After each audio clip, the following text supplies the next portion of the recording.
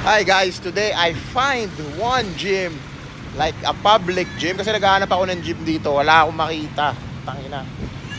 Parang ang mahal. Sabi ko nung naghahanap ako, may nakita ako public gym. So nakita ko yung pictures, it's old and rusty gym, pero nasa park. And it's fucking free. You know what I mean? I'm so excited. And let's go. So it's about 1.5 kilometers yung layo niya mula sa amin. So magka-cardio ako. Sinet ko na yung timer. Do you know that in Dubai I always do cardio? Yeah. So here I do cardio first to get in there. And well, let's see the place. It's a old school style. Alam niyo yung tali-tali, alambre, puro kalawang. I love it. Dito mo matetest yung hindi nasa machine ang pag-gym. Okay? Nasa ano yan, kung paano mo may execute yung physiology, yung how your body works and program. Okay? So habang lalakad ako, cut muna natin to.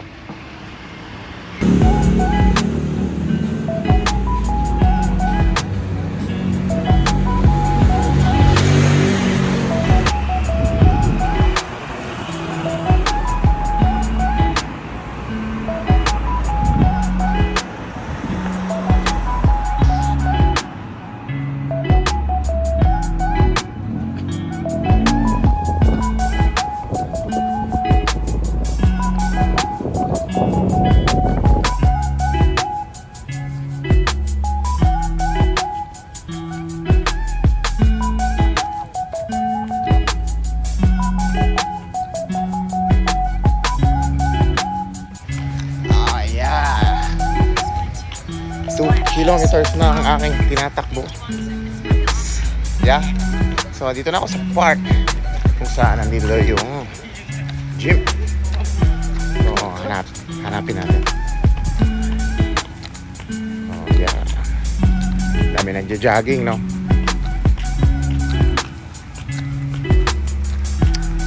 Bango dito. Sarap ng simoy ng hangin. Oh, this is it. This is the gym. There is a gym here. Look. So this is it. Oh yeah. Wow. Old school style. Okay. Looks nice.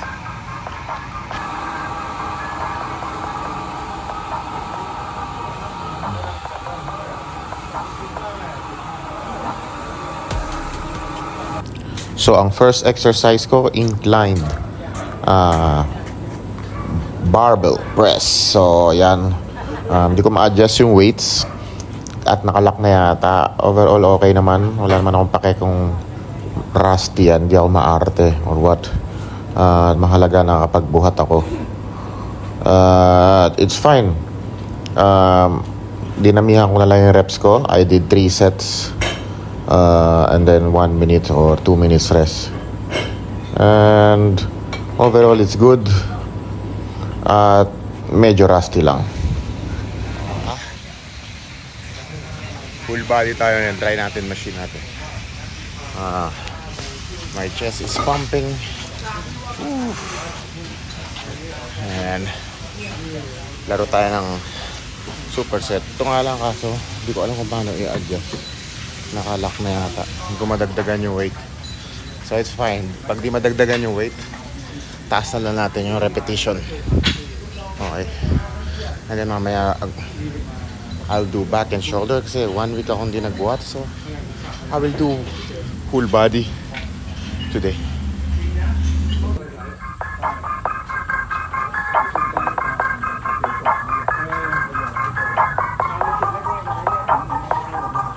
Nice.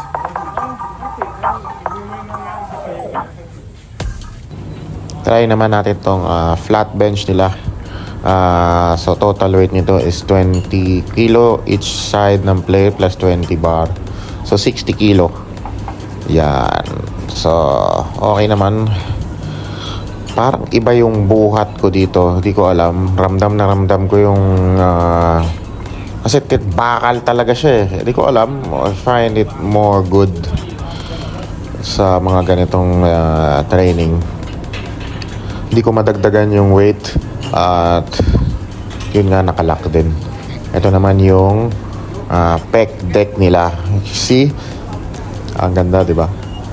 So, pag nakita nyo yung picture, parang sabi nyo, ang rusty, ang gara. Pero pag tinry nyo siya gamitin, sobrang smooth. Sobrang smooth as in, grabe. Yung the way you execute the exercise is smooth. Hindi, wala kang ano sa mga wire nya. Next exercise ko is still back. Yan, seated. Ganda, di ba? Na-adjust din yan at smooth na smooth yung mga tali nila dyan. Overall, ang sarap nyo ibuhat. Grabe, yan. Squeeze natin sa dulo para ramdam na ramdam. And next workout, lat pull down. So, ganun din. Smooth na smooth din yung mga machine nila dito. Grabe. Para pag titignan nyo, ang parang maganit yung mga machine, bulok or what. Pero pag binuhat mo, smooth na smooth. Parang hammer strength lang yan. Wow. Ayun, no. Grabe. Sarap sa pakiramdam nito. Yan. So, next exercise is shoulder. So I do superset here, standing dumbbell military press. So ngayon ko lang napansin yung likod ko, no. Binidyoan ko yung likod ko. Grabe pala yung likod ko. Ngayon ko lang napansin. At condition pa rin kahit walang workout ng 1 week. Grabe namang back yan. Oy, may mukha. Hindi pa ako tuyo niya na. Tumaas yung body fat ko gawa ng nagiinom ako ng 4 days straight. So, I gain a lot of water weight. Pero, syempre pagdating sa Dubai, tutuloy ko pa rin yung bulk ko. Gusto ko magpalaki. And, yes. Binagalan ko konti yung tempo. Yeah.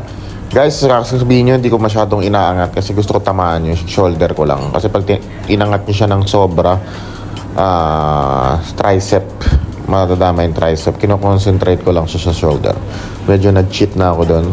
Ginamitan ko na siya ng mahiwagang cheat. It's okay. It's okay to cheat last 2 to 3 reps to maximize your repetition. So, yeah. Deltoids naman tayo. Side. See? Focusing on side. Medyo mainit na ang aking delts niyan. Pinipilit ko na lang. Sarap ng pump dito. Grabe. Fresh air. Nakakasawa na yung AC habang nabubukat. Puro AC. Ito, fresh air. Believe me guys, nakaka-refresh dito. At sobrang respetado ng mga tao dito. Walang maangas, walang kung ano-ano man. Grabe. And it's a free. Ang cute ng dumbbell nila dito. Gawa sa gulong yung isa. Yeah, next exercise ko is bicep curl. Pump lang tayo. Kasi matagal kayo hindi nagbuhat, pump nyo lang. So upper body na lang pala yung ginawa ko dyan. Di na ako nag lower body kasi gigimik ako mamaya. Ayaw kong iika-ika. Mamaya akong magle-legs. Hindi ko lang napansin yung back ko, no. Meron na pala. Ay, wow. You know, konti flex naman. Uy. Yan. Same exercise. But front naman ng bicep curl. Binagalan ko yung tempo. Tagaktak ang pawis mo dyan, sir. Napakagandang gym. Napakagalang ng mga tao. Ang mabait. At pabalik ako dito. I-enjoy ko dito. Di na ako aalis sa lugar na to. At nakatipid ako ng almost 1,000 baht kasi mag-enroll sana ako ng 1 week na gym. Pero dito, nakatipid ako. Kaya yan guys, kaya dapat inaaral nyo yung how your muscle work. Para kahit walang machine or bago yung machine, alam nyo yung gagawin nyo, may program pa din kayo. Okay. So, sundato na rin ako ng 1 round ng tricep. Ginawa ko dito is superset, front and reverse grip. After nito is magre-reverse grip ako. Yeah, dinamihan ko na lang din yung reps. At ginawa ko dyan is front rest, then reverse grip. And then nakita ko ulit tong back machine na to. Sabi ko patapos na ako. Wow, sabi ko may T-bar sila dito, galing. At smooth na smooth din ang machine nila dito. Yan, okay. Bigyan mo ko ng 12 reps. Guys, mostly to failure ang buhat ko. Kung sa tingin nyo nag 12 reps ako, dinadamihan ko pa. Meron din silang lababo dito after mo mag-gym, punas-punas ka dyan, may lababo at may drinking water din sila dun. Syempre hindi na ako uminom dun, kapal naman ang mukha ko, libre na nga, iinom pa. Tigas naman ang mukha mo, boy. Ayan yung gym nila, Crespo. The best experience. Minsan labas din kayo sa comfort zone nyo. Napakasarap ng pakiramdam. Masarap mag-gym sa puro hangin. Puro. Sa napapalibutan ng fresh tree, fresh air. Everything is fresh. Woo. Amazing. Nakapag upper body ako today. Bukas or sa makalawa maglo-lower body ako. Yung amoy nga pala ng gym is napakabango. Amoy mentol yung mga tao doon. Kaya the best overall experience. Thank you so much, sir. Thank you so much. Yeah, it's a free gym, by the way. It's a free gym for everyone. So may mga mostly mga Thai locals there. Ang babait nila. Grabe, wala akong masabi. Napaka-respetado nila. I love it. Guys, ngayon tapos na ako mag-gym. It's 8 PM, magpapamassage na lang ako. At baka, ewan ko kung saan ako pumunta mamaya. God bless. I-edit ko muna to.